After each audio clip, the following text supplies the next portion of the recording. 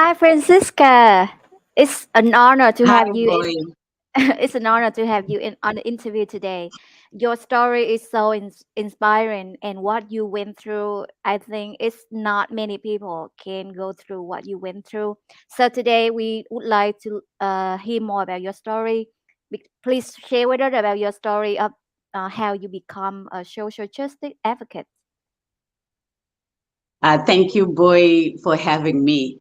I will begin by saying today, yes, I am recognized as a social justice advocate by Nunavut Black History in Canada, in the territory of Nunavut in Acute, Canada, and I'm also the author of two social justice books, Mother Behold Thy Son and Searching for Racial Equality. I also am a mother of three adults now and grandmother to one grandson.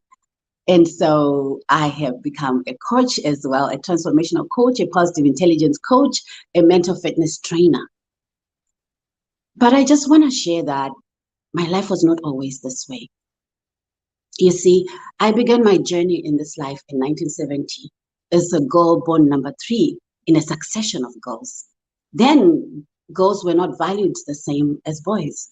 And it was in violent colonial Rhodesia, where whites occupied the top rung of the race ladder, followed by Asians, followed by coloreds, and my people, African people, were teetering at the bottom of the race ladder. So I was born into the energy of you are not enough. And so I have found out, boy, that oftentimes society tends to value other people more than others, creating long-standing systems that make it difficult for there to be equality and love and freedom. And so growing up in such an environment, I had no choice, boy. It was the pain I felt, the injustice I felt as a girl child, as an African child, from my childhood to my womanhood. And I asked myself, what can I do? So I vowed that I would raise my children as equals in my home because I didn't enjoy that. So I also vowed that I would teach them their rights so that no matter where they are, they would be able to stand up as girls. And my one boy, I taught them to have a voice. So I wasn't thinking about it. I wasn't writing about it, but it was the pain inside that taught me that I don't have a choice. It feels wrong. It feels painful. But what do you do with pain when it's so much? So I found ways of channeling that pain into power first. So I moved from pain to power. What's my power? What can I do with this pain? And then from power to purpose. So as a mother, a young mother, I was already being purposeful and learning from my life journey that this is not right. And therefore, I advocate for boys and girls to be treated equally. And I know it's possible because I did it in my home, even though it was difficult because the systems are sort of embedded in us and they are alive in many cultures, as I found out. But it's a battle. So I was aware that I might actually treat my boy differently because I grew up in a society where boys are treated with more respect, given more resources, even in the workplace, they are paid more. I didn't want that for my boy to make other women feel the way the boys that beat me in primary school and the men that abused me as a woman. I didn't want my boy to be like that. So that was for me the driving force. What do I want to see when I'm done raising my son? What do I want to see when I raise my daughters? What kind of women do I want them to be? So I don't know if I've answered you there in terms of me becoming a social justice advocate. It was driven from my pain. Then my pain, I turned it into power. I empowered myself, went to places to find out what my rights are. I learned to speak up and to make sure that I had time with my children in the home to ask them what is going on. what support do you need? And I even sang with them. I played with them a lot and sang with them a song about gender equality to seal my commitment that I'm committing to raise you as an equal in this home to both my girls then and my boy. And so we sang, "We are equal, Takayenza," just to make sure I would commit to what I said I wanted to do. Yeah. So let's talk about your pain. As a child, you woman, and you born in a family where your family, maybe your parents value boys more than girls, and also the society that at that time value boys more than girls. Yeah. Please share with us more about what you went through as a child, raising in that environment. Yeah, so what I understand is my mother told me the story that she felt a lot of pain after giving birth to me, and she named me Daisiwe. My indigenous name, Daisiwe, means had I known. So my mother was questioning, had I known, it's not my fault that I have another girl. But society was looking at her and shaming her for failing to produce an heir, a son. And so she channeled her pain through naming me. And what I experienced in primary school, there was a boy, he died now. I actually wanted to go and have a conversation with him to understand why he was beating me when I was 9 years old in school, because I was smarter than him and he punched me. And unfortunately, because I had a brother that came after me, we always used to fight at home. So I was used to fighting with boys. So I fought back to that boy who punched me for being smarter than him. And I defeated him in that fight. But here's the thing, boy. Who tells boys that when girls are smarter than you, you go and punch them, you use force? That's the scariest thing. This boy was only 9 like me, but already he knew that when a girl does better, you go and use force. You beat them. And so it was really painful when I was thinking back and I said, I'm curious when I was writing my book. And I'm curious if this guy, I could meet him and actually team up together with him and go and tell people this is not good. But unfortunately, I haven't gone back home and I heard that he passed away. So may his soul rest in peace. Yeah, the other stories about my teenagehood. When I was a teenager, for high school, I went to an almost all boys school. So there were only 40 girls out of 400 boys. And my life there, Wow. while I was doing well academically, and at some point I was number 1, number 2, number 3, they used to rank us every term. So I was jumping with the boys. There were a lot of smart girls there. But socially, it's a nightmare. It was a nightmare for me because I was body shamed. I was told that my bust was too big, and the boy was going like in my face. And 3 boys violated me. They touched me without me consenting, and one of them got into a fight with my brother. The rest of the violations I didn't report to my younger brother because he felt the need to protect me, and I was afraid that my brother would be beaten up because some of the boys were really big. So they did what they wanted with my body without my consent. And when I went to the school authorities to report that I was not having a good time in school, the response, boys will be boys. You see, boy, we have a tendency as mothers and parents to raise our boys this way. Oh, boys will be boys. Let the boys get away with anything in. They don't do chores. They don't get to account for their actions. They just go get.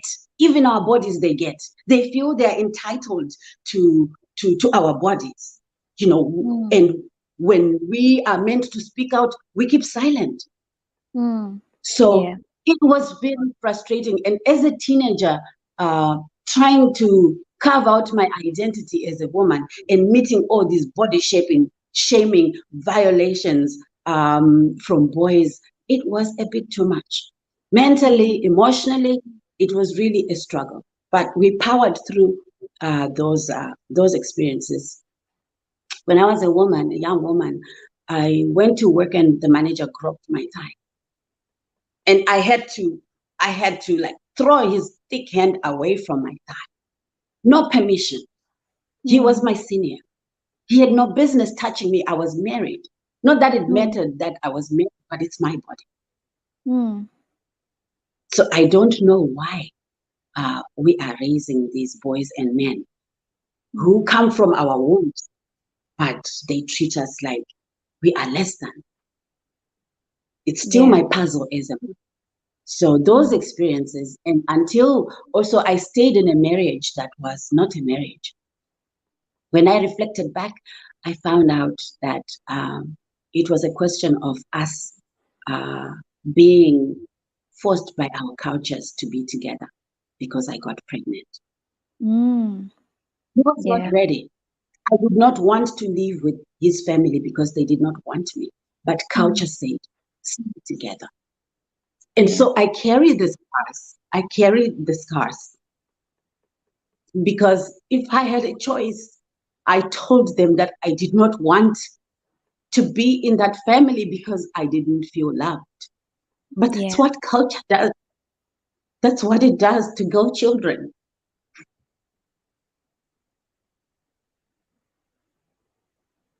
And we have to be strong. We have to make it work. Yeah. So I got I feel, tired, boy. I yeah, got tired. I feel like because at that time you were still young, and maybe you didn't know who you are yet. You don't have your life together. So whatever other people say, okay, this is the one thing you should do. You should get married because you got pregnant. You should be together because you're too young and you don't have enough, identity, and you don't know who you are. So other people, they have very strong opinions on how you should live your life.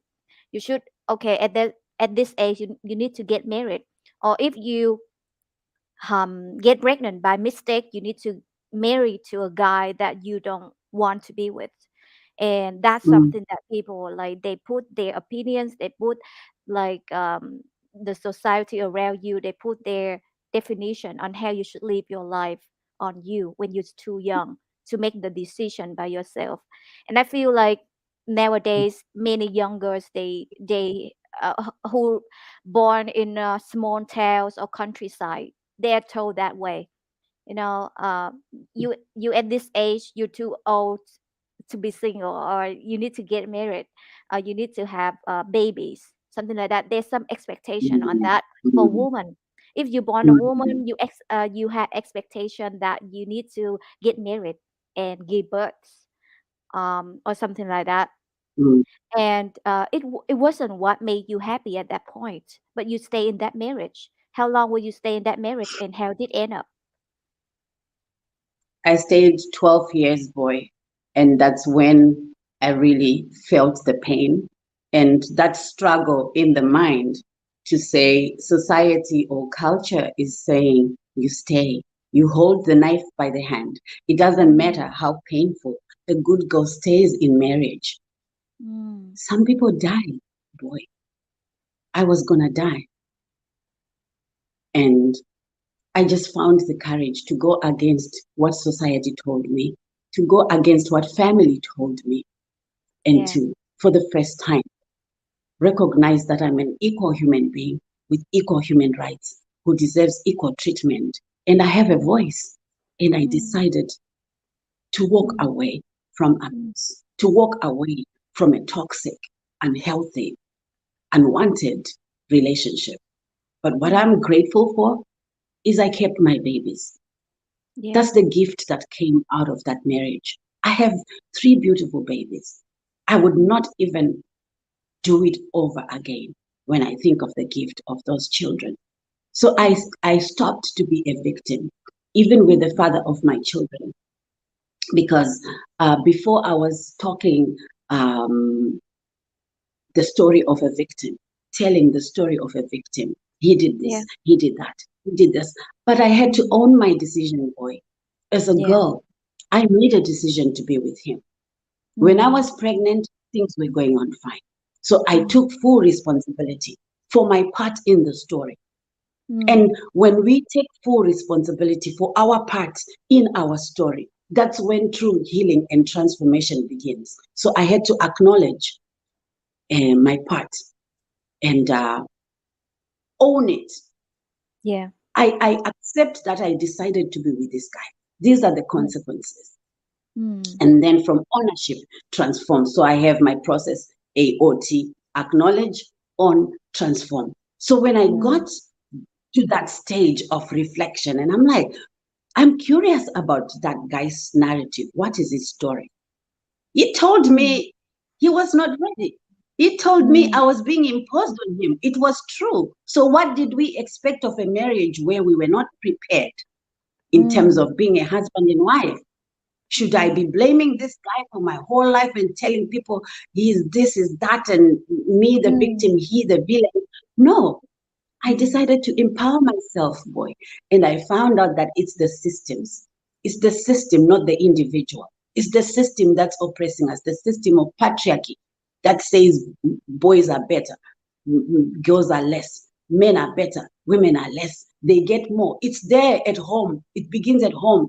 It's there in the community. It's there in the churches. It's there in the corporates. And so it's beyond us as individuals. This is why, for me, I said, I want to understand why. And I got to the root and I released that man. I forgave myself. I forgave him.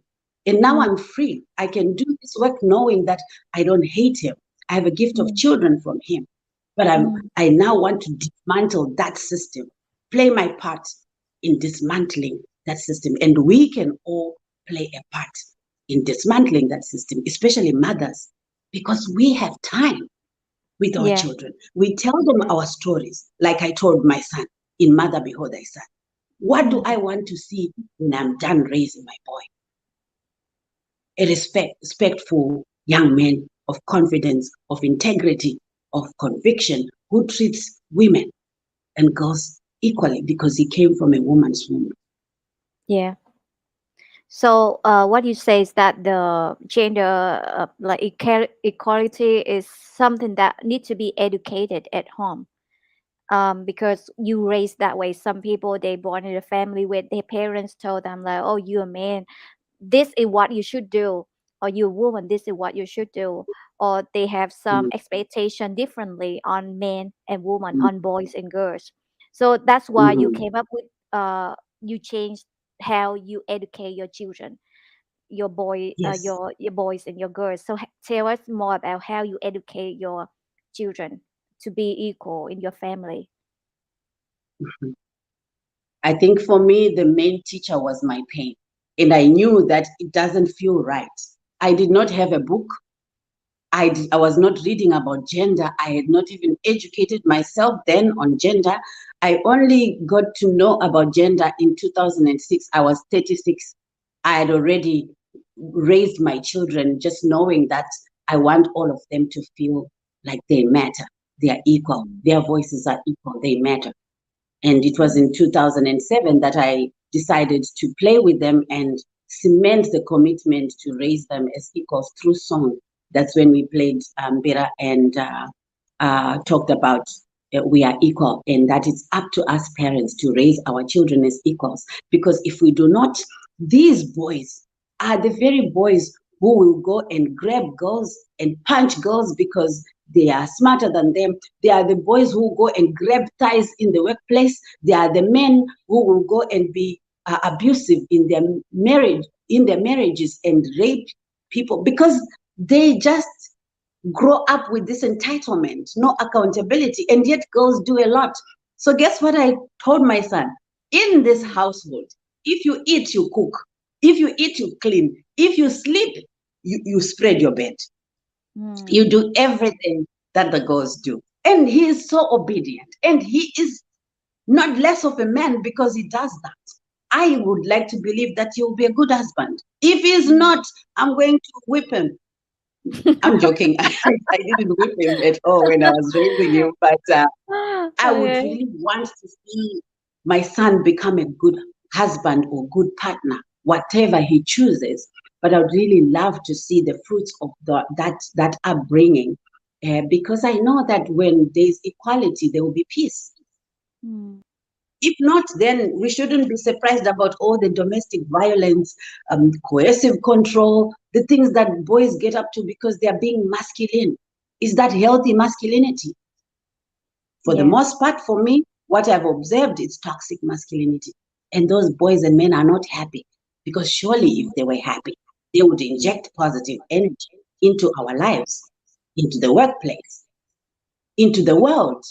Look at how violence is masculine. Why? Because we teach the boys to be violent. We teach them to be stoic. Don't feel anything. Don't cry. Are we surprised that the world that we live in is led by males? And for the most part, they do not care for life as much as mothers do. That is a fact. And I'll stand by it as a mother because I know I gave birth. Yeah. And it's not the same. And for me, I was careful about what kind of masculine I want my son to be. He's a man, raised by a woman, a single mom, yes, but he's a man who changes diapers, who cleans, who cooks, who loves, who can express himself, who can raise his hand when his mental health is precarious and say, Mom, I'm not feeling well. That's okay. It's okay. Yeah. Yeah. How about the girls? How do you raise the girls to be so that they feel empowered to be a woman? And how your Yes. girls now, how do they feel about themselves when growing up? So my girls, one of them is a telecoms engineer. The other one is clinical psychologist. She will qualify in the next few semesters. So already, in terms of the careers they chose, there were no boundaries as to what a girl can do or what a boy can do in my home. It's like, go get what you know you are good at. And in terms of telling my story, of course, I was focusing on my boy because I was more afraid for him in a house full of women. How do we raise a boy that is not going to be bullied, that is not going to be mocked because he's coming from a single mother's house? So I was more protective of the boy than I was of the girls. The girls, I was modeling, showing them my behavior. They see what their mother is doing. So I taught them to know their rights. Our songs about child rights, all of them, my 3 children, they know. And I taught them that they should defer motherhood as much as possible. They should not rush to be a mother. They should learn from my experience. I struggled. Since I was 21, I was already pregnant. So my whole youth is gone. Yeah. I've been a mother for the past 30 years. That's a lifetime. And motherhood changes you. You cannot go back to girlhood. So this is what I told. It's. I know you'll be excited. I know you might be having sex with boys as teenagers or whatever, because our children are different. But I told them, try your best not to do it if you can. Abstain if you can. If you cannot, protect yourself from becoming a mother, because you do not have the emotional resources. You do not have the financial resources. You do not have the spiritual resources yet to get into that role of a mother. I want you to learn from me. I love you. I've taken care of you the best way I know how. But I just wish I had done it when I had enough resources, emotionally and financially, spiritually, mentally. My mom and dad passed away in the very same years that I became a parent. That made it worse for me. I did not have the loving support of my parents. And so I told them, I'm still here. But my advice to you, my girls, is defer as much as you can. Take your time before you become a mom. Yeah. Love you.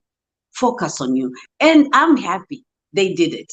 I'm a grandma, first time grandma this year, but my daughter gave birth to her firstborn at 29. She has been taking care of herself.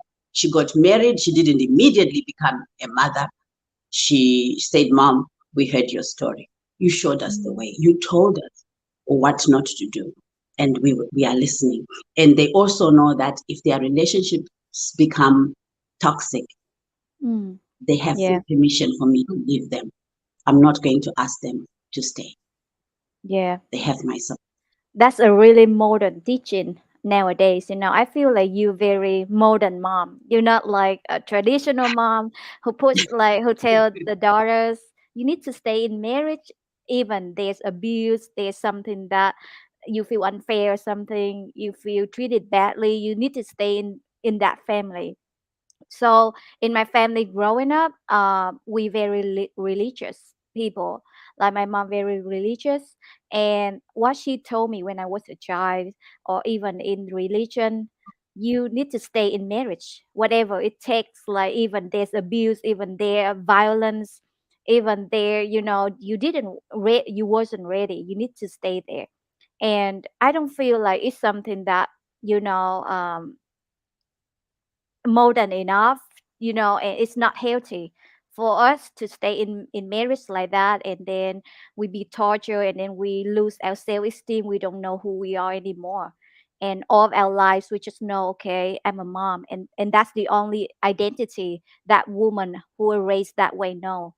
They only know that their Mm, role in their life is to be a mom, to carry children and to raise children, and they don't have a life mm, beyond that, because that's what they were mm, taught to be you know so mhm. what you are teaching Yeah. your girls and in your family is something that modern, and I feel like it's something that I really love about it.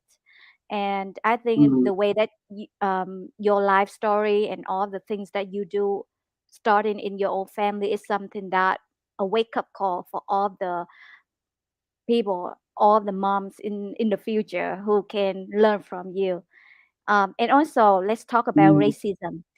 In the workplace or in your environment of working or growing up, do you have any experience with racism where people say that because you have different color skin, then you need to earn less or something like that?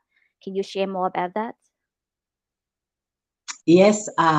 So my encounter with racism started again as a child, because the only reason why the colonizers would treat my parents the way I saw them doing, they beat up my father and my mother with the Mm, butt of guns, with hands, blood was spurting all over. I'm sorry for this detail, but I watched this as a kid in 1975 when the British soldiers were fighting Zimbabwean liberation fighters uh, for our land. They wanted our mm, land, they wanted our resources, and that's what they were doing to use violence. With yeah. my parents, they wanted to tell them where the freedom fighters were. My parents were business people supplying, feeding the freedom fighters. So they were always chasing after my parents and torturing them and forcing them to speak, both my mother and my father. So I never understood as a child. But in Mm, retrospect, when I was now writing, searching for racial equality, I realized that that was racism. The way, the violence, the way they felt entitled to our land, the way they felt entitled to our resources. Well, it was love of money. That's a capitalistic society. Do anything and everything that you can to get money and power, mm, right? But um, going further, and the racism lay in the fact that they have the economic resources and they have political power over us. And yeah. they even came up with grades to say the first grade, or the most human of people are white people at the top, and then followed by Asians, and then followed by coloreds. By coloreds, I mean mixed race, and then Mm, us at the bottom. So they came up with a system where they valued human beings in my country, the same as South Africa. It was the same person, mm, Cecil John wrote, and before, yeah, it was like that. So being put into categories to say this is how much you're worth. So free labor. And the most heartbreaking thing for me is how racism is actually tied to my faith. which is Catholicism. And I was baptized as a Catholic when I was young, like a month old. But then here's the thing that is so painful about racism for me, that I found out in my adulthood, that the white people, the Europeans, came with the Bible in one hand and a gun in another.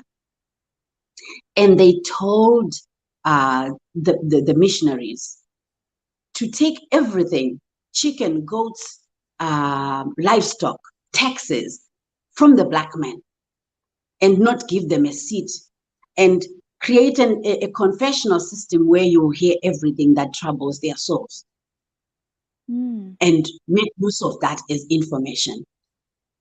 And then always discipline them with a whip and make their women work for 9 months of labor for free. And as I was searching to understand why those people were treating my parents, this is when I came across this information, a letter from King Leopold II in the Congo, when they were colonizing the Congo. And so that was the same as what happened in my country. And so it was very painful to say, I am Catholic, I believe in God. And throughout my life, I really believed that, God is for us all.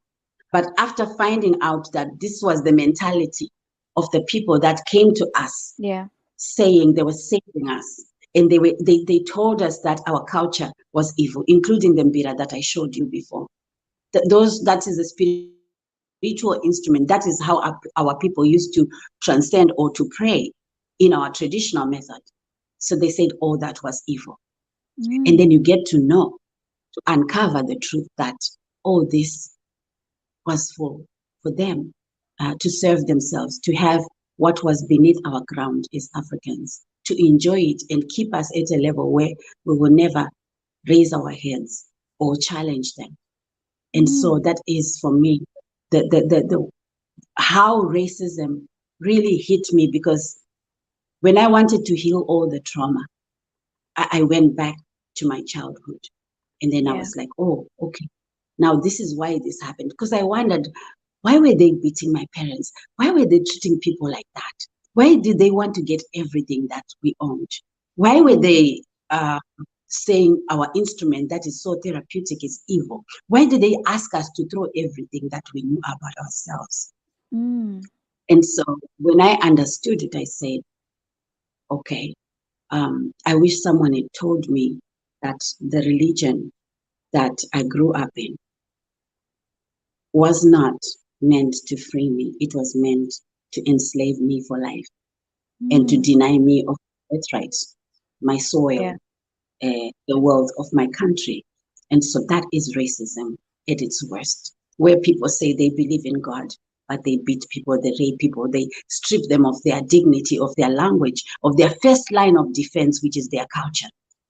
And they tell us, they dare tell us that they believe in God. Which God is that? Which God is that? For me, boy, you and I, look at you and I, so different. Right? None of us put that on a menu to God or whoever is your higher power. No one ordered to say, I am Boy, I want to come out this way. I am Francesca, I want to come out this way. We came out the way we came out because God or the Creator or whoever, anyone who's watching believes in. We came out that way because that's what was chosen for us. No one can choose. And so how do we occupy ourselves with such issues that are beyond our control and fail to see the beauty in our humanity, the beauty in our... So my experiences with racism, those are some of them. At work, they look at you as an African person, and they will tell you, you don't know what you're talking about. Or if something happens and there's a white person involved, they will tell you, oh, that happened. What had you done? What had you said? So it's always about what did you do? And they do not center on the white person, because if anything goes wrong in the workplace, Mm. it's always you. So racism is very quiet and silent sometimes. Yeah. And you don't really, it's not overt. If someone asks you to prove it, it's in those small things where people make you feel that you don't know anything, that you are not smart, and you keep second guessing yourself. I had a mental breakdown last year Wow. because I was constantly being criticized. Anything that I submitted, there was something wrong with it. And the person, unfortunately, didn't recognize that's what they are doing to me. But I am sensitive to it. Also, somebody said to me, "Oh, we are going to recognize Black people." I don't like being called Black because my skin is brown.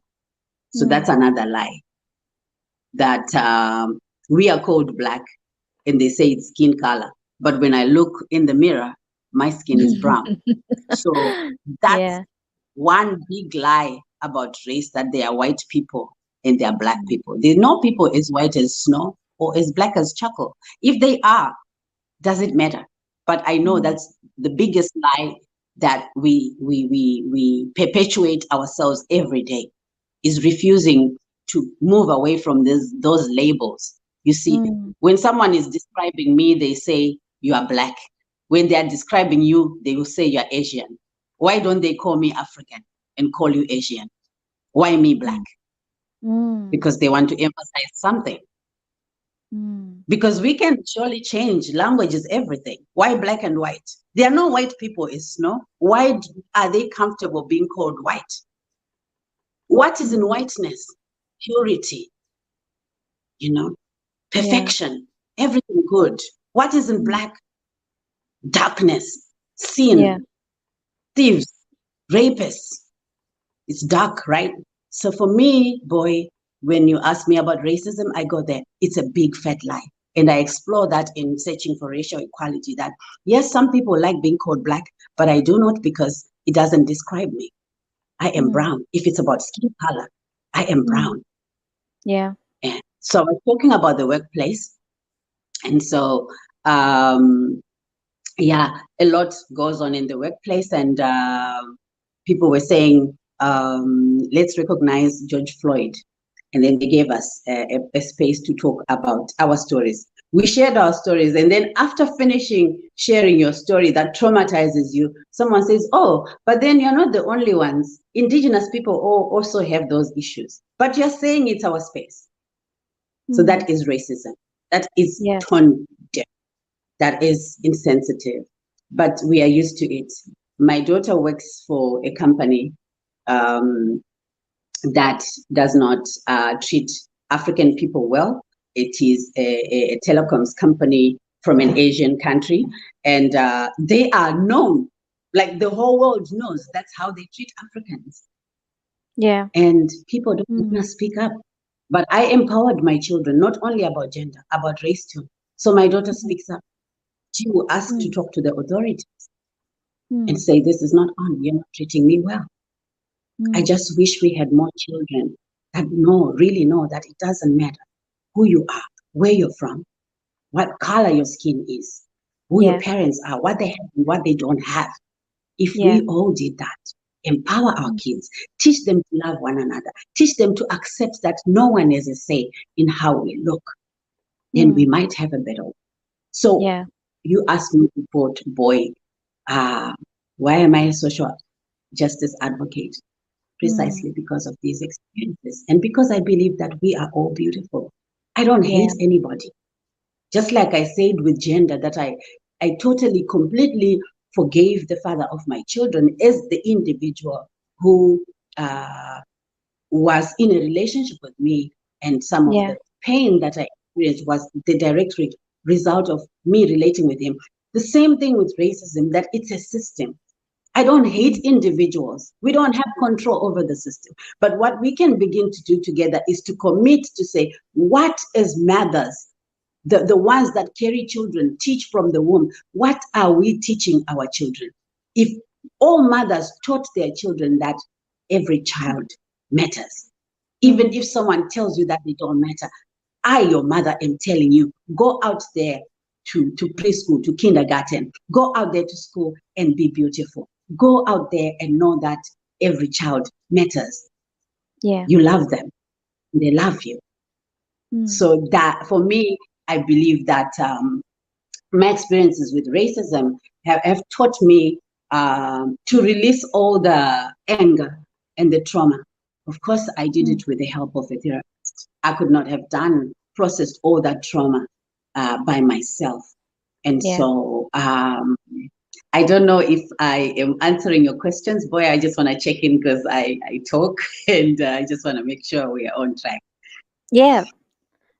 Like hearing Yeah. your story, I know more about what you've been through and how it feel like, how it look like to feel that you are treated differently because you had different race. Because like for me, I born in Vietnam. My country, like most of us are Vietnamese, very few people who have color skin or from foreign countries come to Vietnam. That's not majority. So in Vietnam, Mhm. we not diversify enough to know about what it feel like or what it look like when you have different Mhm. color or when. So what you experience is something that very different from how I was raised. But for me, in my family, when I growing up, no one tell me like, okay, black people are bad or white people are better or something like that. But you right about that. When you look at someone who have bright skin, you feel like, okay, they're pure perfection, someone who had darker skin and they feel like, oh, they evil or something like that. And I feel like it's really really sad that people human like some people nowadays, they still judge you on your appearance, on your color and your skin and other things. And it's Mhm. something that if we born in that, I feel like because you born in that and you understand how painful it is, that's why you gain the strength to be, you know to empower yourself and to do better and or be stronger in order to overcome that, because you don't have the Yes, entitlement or the privilege that other people perceive you as high class or other thing. So you need to do a lot of inner work in order to value yourself. And yes, please share more about yes. that inner work that you do. How many years that you need to do your inner work to deal with depression, to deal with those traumatic events and inequality that happen in your life? How many years in order for you to to be strong and to know and to be confident about yourself and in your own skin? Mm. About how many years, Boy, I can't answer that. But what I know is it's a lifelong learning process. It's a Mm. lifelong learning process. But here's what I realized from the time that I began to know from inside that I am worth more, that I deserve more, and that I Mm. want to go and get more and be more. Mm. I just knew from inside. So, because we are born beautiful, we are born with a purpose, a unique purpose, just like our fingerprint. It's Yeah. already in us. We already know, even though people may treat us differently, we already know that equality is our birthright. Yeah. But the question is, how empowered are we? What tools do we have? So when we are groping in the dark, like when you have no tools, you know that this is not right, but you don't know how to get yourself out. So I will Mm. share from my personal experience that when I was going through a very bad relationship, that marriage that was a marriage, not a marriage, I just knew that I need to know my rights. There's something that I don't know that I should do. And Yeah. it was not because anybody told me, but maybe also because I heard on the radio that there's something called rights. And I Mm. didn't know that. No one taught me that I had rights. So I was curious and I went to Zim Rights to go find out what are rights. And I even made a career change from teaching. I said, I want to go and work for the nonprofits that teach rights. So I know that I can equip myself and maybe I'll be able to get out of this relationship that's not working for me and my children. And so that was in 2002, and I was 32 then. Yeah. Yeah. So that's when it began. And then I was lucky to go through a course where I really began to look into me, like, who am I? And it was scary. It's so scary to come face to face with you. You think you know yourself. But when you begin to understand your personality and why you do what you do. I used to be labeled as talkative in a very negative way. In my language, they say, "Ano taurisa." She talks too much, or she is aggressive, or she is argumentative. But for me, when I profiled my personality, I realized, one, I reframed, I have the gift of speech. I speak because I talk a lot, but I'm not going to say I am talkative. Those are the things. That's the inner work. You start telling yourself a different story, different language, same person, different language, different perspective. So I think I have the gift of speech, replace talkative. And then I am powerful instead of I am aggressive. I have a lot of energy, and I have a lot of energy for my age even now. You said so. So I began to reframe and to appreciate myself. I discovered that I'm an ENFJ according to Myers-Briggs. So I kind of got an idea. Okay, this is why I like putting people in groups and facilitating processes. This is being me. And so there's no shame in being me. If I like talking, if I'm an extrovert, God created me for a purpose. So I have to accept this is me. And I'm not surprised that I like doing these things. So it began to make total sense to me. But if it's not organized in a certain way, you just go about life being whatever, but there's no explanation, there's no tool that helps you. So when that self-awareness began, I began to open my eyes. And then I also trained as I did my work now with the nonprofit, I also trained as a counselor. Because what happened was people would come to me, women, with their problems, and they would overwhelm me because I'm an empath. I operate from the heart. So I would have all these emotions, like my stories, they're all there. I'm like, I don't know how to process this. I don't think this is safe for me. I got to find some tool to take care of me, to take care of this. So I signed up for counseling. That was when I was 40. So I signed up for counseling, and that's where I learned about going deep into your identity and how that matters before you even think of helping other people, before you even think that you want to do this work, this transformation work.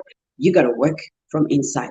You cannot want to fix people's relationships when you have conflicted relationships all over with everybody. So that's when I really started the inner work of confronting the gender issues in my own family and understanding why things happened between myself and my brother when our parents died, and inheritance issues, and just understanding that behavior from boys that used to frustrate me, but I didn't have the framework to analyze what is going on.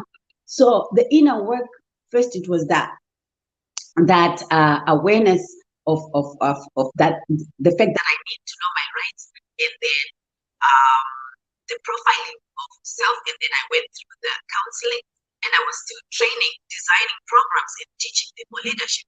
So I was also a teacher, but as well as a student as I did that. So I just committed to being honest with myself. And this is the thing, boy, the inner work requires us to be totally, completely honest, first with ourselves. But if everything is based on a lie, then there's no transformation. Transformation only happens when we are in our truth. And not the subjective truth that's debatable in courts of law. No, God's truth. The truth that even when no one is looking, you know this is true. So I went there to start telling myself the truth. But it has been a process. I cannot even say I am there, but I'm still in the work. What happened when I left Zimbabwe in 2014. I left because I had almost terminated my life. Almost. I was acutely depressed. I was not emotionally fit. I was not mentally fit. I made decisions that were not good for me and my children. I chose a relationship that with a man that I had trusted, thinking that I would get married. Remember the pressures that you say society is always pressuring us. You ought to be married to be somebody. I still had that even in my 40s, even with all that awareness. So I made a decision that put me in a precarious position economically. As the sole breadwinner, as a single mother, I exposed myself financially because that man dumped me. You see, as women, sometimes we have a tendency to follow our heart and not our brain. Yeah. So this is another lesson again that I would like to share with any woman, that yes, it's good to follow the heart, but also check if things make sense financially, economically for you. You got to look after yourself, take care of yourself first. So I didn't do that. So when I came here to Canada, I was recovering from acute depression and strong suicide ideation. And what saved me was my mother. I went back into my culture and I composed a song, Mbira Zangu. And it really helped me to ground myself. So the work that I had done, then I felt like a fraud, because even as I was thinking of taking away my life, I was still training leadership. So imagine that you are teaching people to lead themselves, to love themselves, but you are not doing it yourself.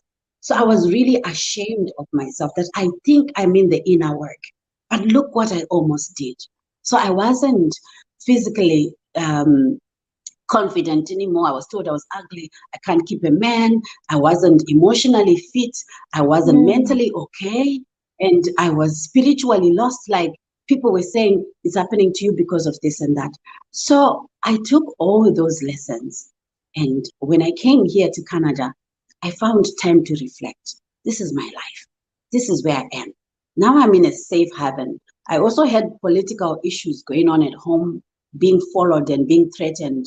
So I was really just living a life that was miserable and of hypervigilance, always afraid, like what's going to happen emotionally, what's going to happen politically, what's going to happen socially, what's going to happen. What am I going to do with these kids as a single mom in this situation? So I came here because my sister saved me. My sister saved me from that breakdown. And so when I came here, I asked myself, what could I have done better to make better decisions? And I came up with a tool, CORE. And I said, this is what I should have been doing. CORE stands for care, awareness, love, and leadership. So I wish I had taken care of myself physically, emotionally, mentally, and spiritually. Now I have a self-care plan. I exercise. I am a mental fitness coach. I can regulate my emotions. I don't go overboard. I don't get hijacked. Spiritually, I'm strong. I've reconciled my Christian identity and my African identity. And I just believe that unconditional love and being in my sage, like in my older, wiser soul, is kind of the spiritual path that I'm taking, and I'm not necessarily dictated by Catholic guilt or shame or blame.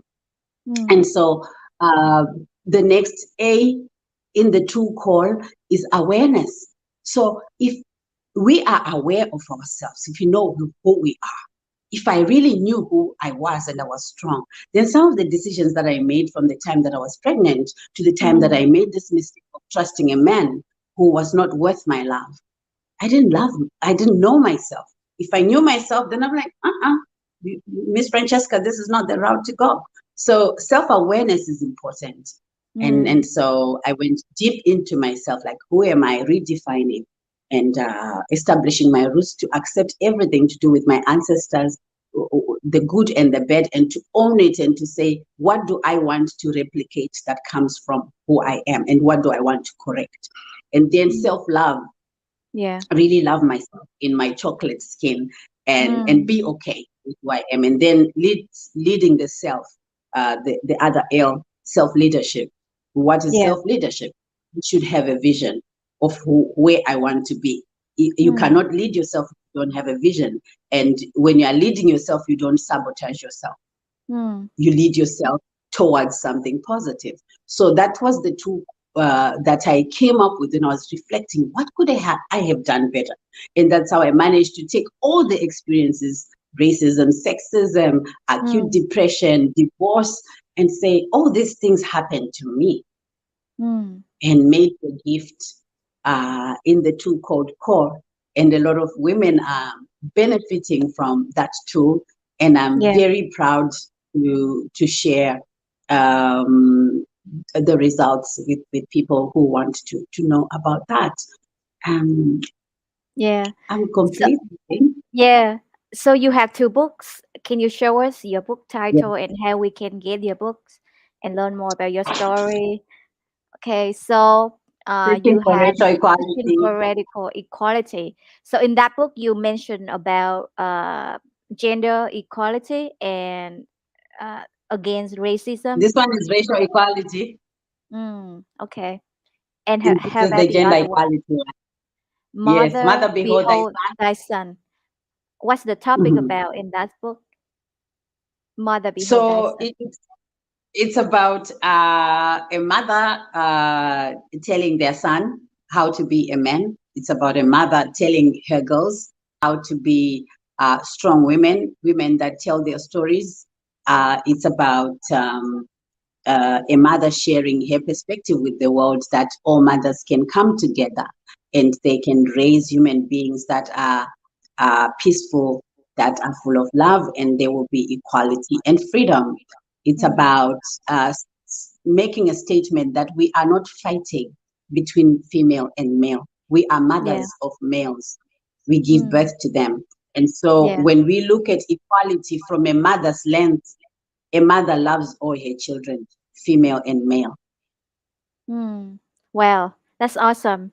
I don't think like many people went through like what you went through as a child and during so many trauma and pains, and that made you who you are. And also that fuel your strength and you have the power to overcome that. That's why it's extraordinary for me. Like for me to interview people, I don't look for people who are rich, who are super wealthy, but who are like overcome the most painful events and traumatic events in their life and come out to the other side. And now you found your new mission. You want to transform other people with your work, and maybe you can share more about what's your next mission and what you want to do from now on. What is it? Yeah, so thanks, Boy. So I really enjoy bringing mothers together. I am the founder of Mothers United. I bring mothers together, and so that they can unleash their feminine power and become their best personally, professionally, and parentally. I help them to become mentally fit. And what is mental fitness? Mental fitness is when mothers are able to take any challenge that Yeah. is they are experiencing, any circumstance, and look at it with a positive mindset as Mm, opposed to a negative mindset. And there are three things that mothers should be able to do. Number one, to intercept the negativity. Number two, mm, to have a perspective in life that says everything that is happening, there's a gift and opportunity. And our assignment as mothers is to find what is the gift, what is the mm. opportunity, and Yeah. then to really exercise what we call self command. Self command is when we are able to use our bodies like breath Mm, to stop the chatter, limiting beliefs, negativity. We use what we have in our bodies, the mm, fingers, focus on the movement, and then you move from negativity by self command. So that is what we use, the physical exercise by using our bodies, even washing plates, even eating. But we are present to the moment and we move away from the negativity. And we have Mm. to build our mental muscles. So that's the work that I'm doing.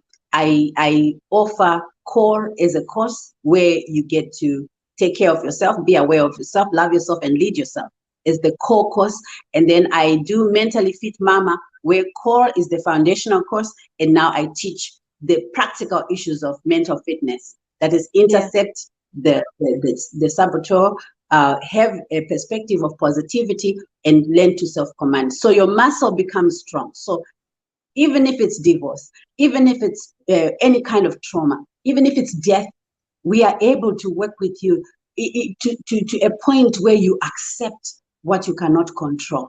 And then Mm. your reactions are not determined by negative emotions, but you act out of love. So that's the work I'm in. And I'm enjoying it because I'm seeing the change in the past 2 years since I became a positive intelligence coach. And I've been implementing, especially mentally fit mama Yeah. and Sage Kids. There's a program for kids as well, Sage Kids. We teach children the same techniques, those three, so that they can be happier. And when they're happier, they perform well in school. So overall, our empowerment makes sure that mothers and children perform at their peak, and mothers and children have inner peace inside and calm, no matter what is going on, and they enjoy healthy relationships. Yeah. If anyone commits, then I tell you, the results will be there. That I Yeah. guarantee. If someone pays for it and they don't get the results and they've done everything that we have talked about, I'll give them their money back. That's how confident I am Yeah. with the work that I do with women. Yeah, I think it definitely work because you already is someone who experienced this and you deal with that. You do a lot of inner work. I think more than 10 or 20 years already, and you know how Mhm. it feels, and you have your own method of overcoming that and to be powerful like who you are today. You understand yourself and your purpose in life, and you go through pain and you know your strength now, and you know what you want to do for the world. So it's something that I think is very valid to other people who gone through something similar like you and they need some help. They need someone who has experience and who already overcome that in order to walk with them and to be with them in that process. And I think you are someone who valid to do that and to help people in the same situations that you went through. So this is the end of the interview today, and I'm so happy. And thank you so much for your story and sharing with us your method, and also the way that you overcome all the traumatic events, and also share with us your story. It's very inspiring and motivating. And for people who watch the interview today and who want to work personally with Francisca, here's her uh, website and email and link it in. You can contact her. And if you have the same issue or you have some mentality problem or something that going on with your life and you couldn't have the strength to move forward, you can contact Francisca and work with her in order to be in another side and to transform your life. Thank you so much, Francisca, and have a nice day. Thank you, boy. Have a Bye. lovely day. Thank you so much. Thank you. Thank you for all the audience here, and have a good night in Vietnam and good morning and wherever you are in the world. Thank you. Bye.